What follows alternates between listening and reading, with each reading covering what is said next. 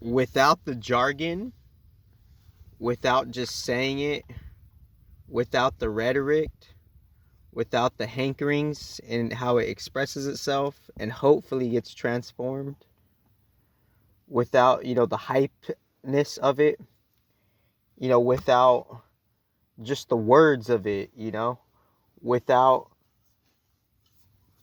just the detriments of it, more so than the pre-mentioned, is what is the best casual platforms that are aligned with a cybersecurity firm that is, most realistically progressive, and, that is its own neutral religion, but not to get lost with that context, of course. But like, I look at all the religions as like, they all have their origins that are like, respectively pure to their geographs that has a shadow casually, and both of those are getting used in different ways. And then you have the secret balance of like, of the secret present of it being what it is right now on a different level, being the progressiveness of it, like there's always like, whether we want it, we have to pivot out of the detrimental dualities and polarities, and we have to see like, whoa, it's actually all the religions could be progressive no matter which one you say. But that doesn't go to say that they don't have their dualities, they don't have their polarities, they don't have their shadows, etc. But I'm just saying all the religions could be progressive.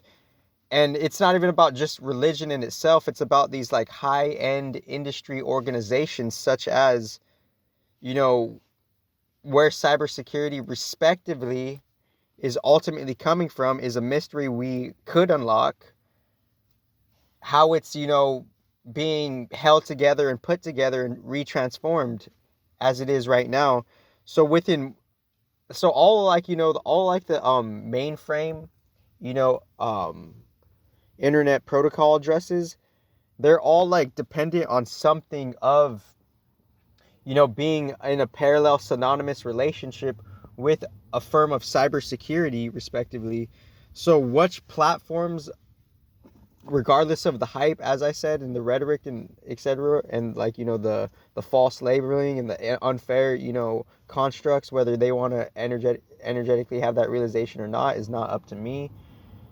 With all this like, flabbergasting, like ever fleeting, ever dissipating, dismissing, dissolving type of like, you know, lower octave detriment of a methodology, may that be transformed and recognized.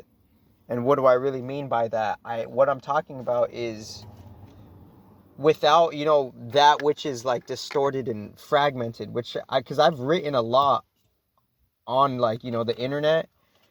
And the whole point of this video is to see like, how could we come back to the internet? How could any user, old, middle-aged, young adult, young child, teen, baby, whatever, how could all of us come back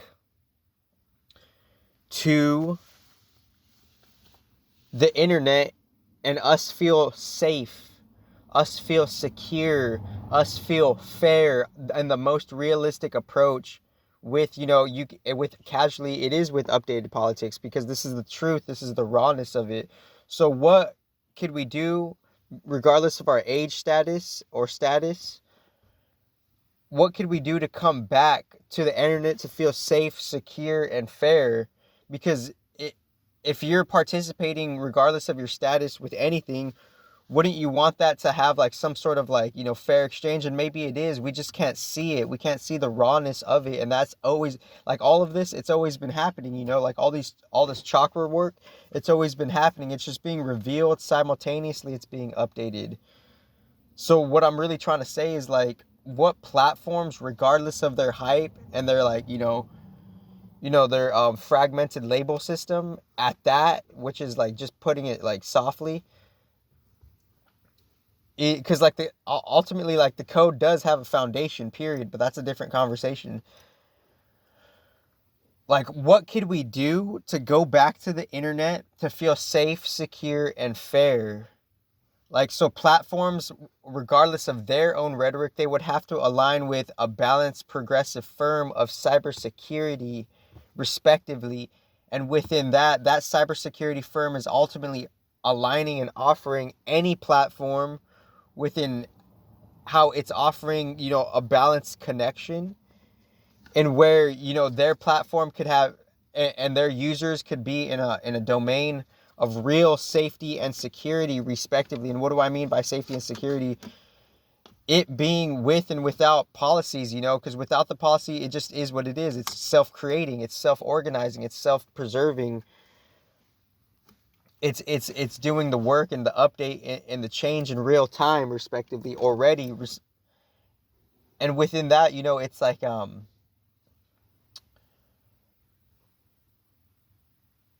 ultimately we would want to, like, more or less possibly match with, platforms that are safe, secure, and fair, possibly. That just depends on the global political dynamics, and how, what that's ultimately choosing. What are we ultimately choosing and focusing on, which is creating our micro reality of, of what we're experiencing. But, like, what platforms guarantee safety? And if I want to go type, like, on the internet, what will make it so, like, there's, like, the most least intrusiveness, the most least hackness? What cybersecurity firms are aligning with its deeper foundations, and any new platforms, be it any platform, which platforms are actually ultimately offering safety, security, and fairness? Because if I were to just type on a laptop on, like, a offline private domain, and I, like, use Wi-Fi temporarily, like, it's subject to, like, be hacked, so how could it be, like, hacked less? What platforms are guaranteeing me just for me to type? What platforms can I just type safely on?